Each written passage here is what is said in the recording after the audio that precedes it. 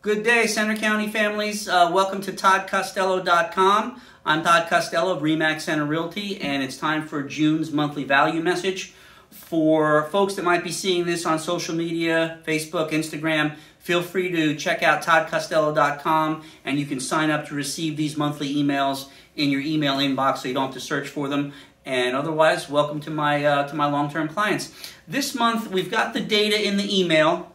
So the monthly numbers are there, the demand rate is there, the estimate on the current mortgage rates is there, and a little update on the market activity is always there and available for my clients. This month, I want to pivot a little bit and move away from talking about actively buying and selling real estate and spend a few minutes on home ownership. I think a lot of my clients, a lot of family and friends, they get excited about buying and selling, and they are focused just on that. And I thought it might be a good time to just pan out a little bit and talk about home ownership and how maintenance is important and how that equates to value. Just a general overview of some of the mindsets after 27 years of doing this full time that I want to share with you and your family. So let's take a look at the whiteboard. Again, we're talking about just home ownership, some maintenance issues, and how that equates to value. So a couple of mindset things. Number one, home ownership is a verb. You can share this message with family members and friends that are actively buying or selling because I think it might just take them out of that activity and take a broader approach to what they're about to do. So I think these are going to be helpful. Home ownership is a verb. You work to buy, you work to sell, you hire a realtor, you go through the whole process, but that is just the transaction. What is home ownership? And to me, home ownership is a verb. You're going to purchase something that is almost a living thing. It has systems and fixtures and components, and it needs to be taken care of. So just understand that when you're going into home ownership, it's not like renting an apartment and someone else is responsible for it. You're responsible for your own home, and you need to understand that going in. So home ownership is a verb. Home ownership is not free. One of the links in the email, when you go back to the email for my clients, if you're on the web, go to ToddCostello.com and review the June monthly value message. But one of the links is a review, and the topic of that link is how they show they go. And it talks about what could be a reasonable expectation for homeowners as far as an annual maintenance budget. And I typically quote to my clients 1 to 2% of your home's value. So as an example, if you have a $500,000 home, 1% is $5,000, 2% is $10,000. And if you're going to own a home for 10 or 15 years, you might need a new furnace and an AC unit. Those two together might cost you $15,000 to $20,000 to replace. That's a 2 to 4 year of your budgeting for home maintenance just in that one single item. A roof is another big ticket item. So you basically want to go into home ownership with an expectation, always dependent on the condition of the property when you purchased it, that you're going to need to budget some items, and 1 to 2% of your home's value is a good rule of thumb over your ownership period. Okay. Is your home an investment? Look, we talk about investments. We talk about your retirement accounts. If you own rental properties, if you invest in Bitcoin, whatever your investments are, to me, you don't live in those investments. This is where you raise your family. This is where you make life decisions, where you experience life events and life milestones. So where your home is an investment, this is how I look at it. I think you want to look at your future. You want to plan and budget and forecast how your life's going to play out. And I think a good simple goal is to have your home paid off before your retirement. And then you'll know about what your home is worth in retirement, and you'll know, hey, I can move anywhere in the world and take the asset, the value of my home, which is now paid off, and I can replace it and not have a mortgage payment. And to me, that just, as you're looking into retirement, if you're always thinking you dreamed about retiring in San Francisco and you have a $500,000 home in State College that's paid off, well, you can't live in San Francisco for 500 grand, so you're going to need another $1 million in order to live in San Francisco, versus, hey, I'm going to move down to the Carolinas or Florida. If I find something that's equal or less of value than my current home, hey, I'm good to go, and I'm going into retirement without a mortgage payment. So just that simple mindset as far as Is it an investment? I think it's an investment from that standpoint, planning for retirement. Is there anything more important?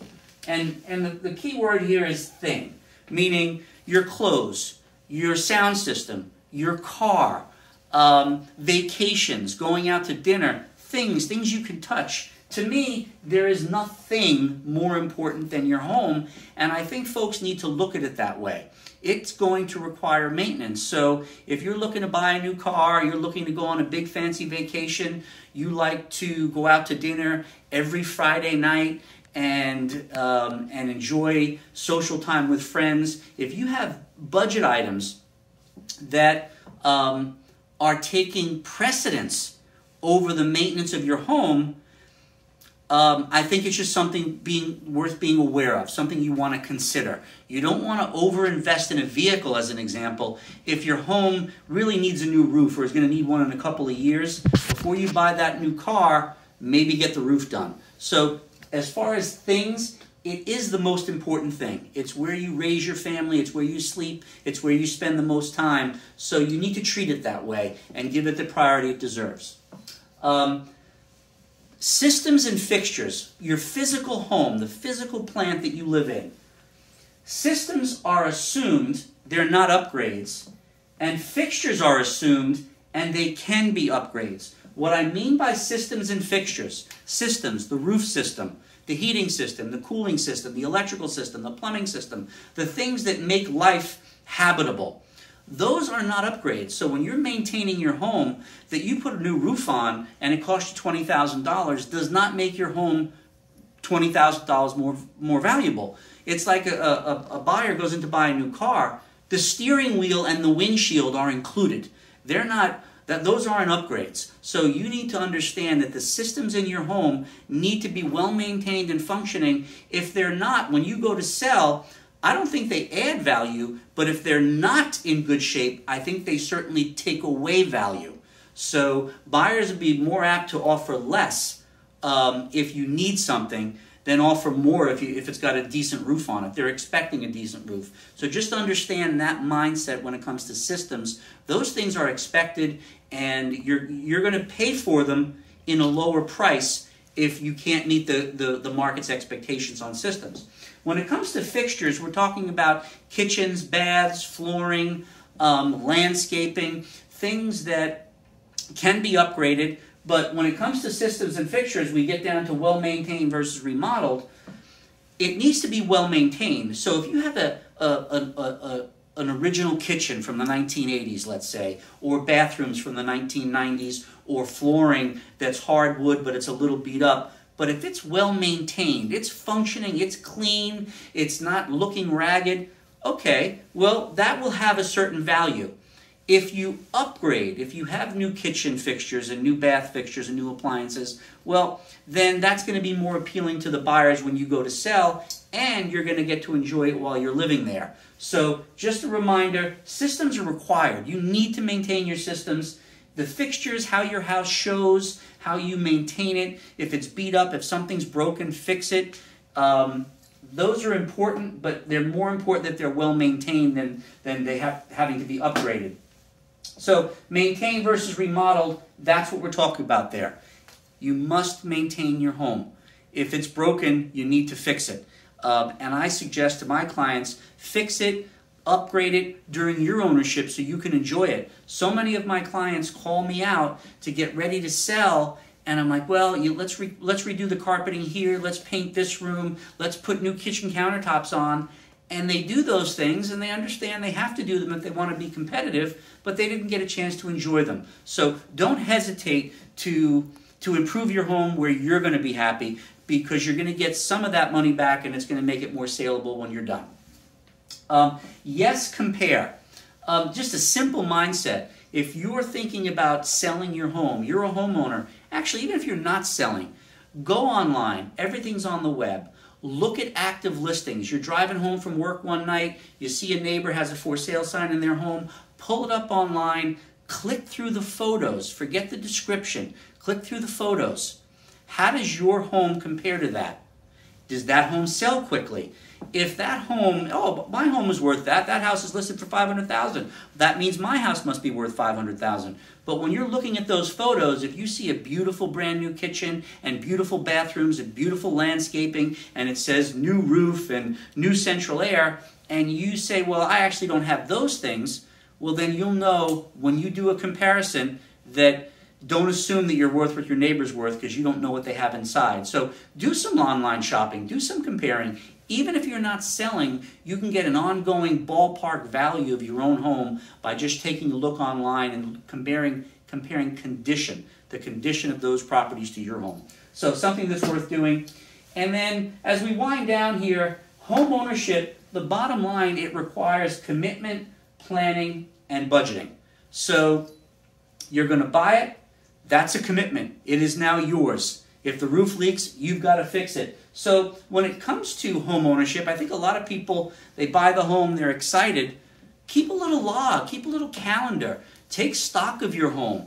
And you know, if you when you bought your home, if the roof was 10 years old and you're going to live there for 20 years, it's like, okay, let me keep an eye on that roof. Maybe in 10 or 15 years, I'm going to need to put a roof on. Start budgeting in advance for some of the systems. The furnace was the original furnace when we bought it. It's probably around 20 years old. Life expectancy for a furnace is 12 to 15 years. Hey, let me get an estimate. Let me be ready. Let me budget for that new furnace.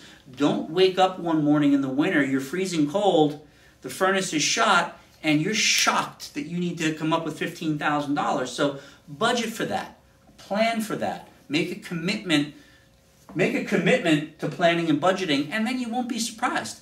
And then finally, I covered this because, to me, your home is your family and your life's headquarters. It's where all the good stuff happens. All the challenges occur. Your birthdays are celebrated, anniversaries, graduations, weddings. This is where you live. It is where everything begins and ends for you and your family. So take it seriously. Respect it. Have an understanding that it's going to take commitment from you, but the better you take care of your home, the better your home will take care of you. That is this month's message. Please share it with someone that you care about, and I'll catch you next month.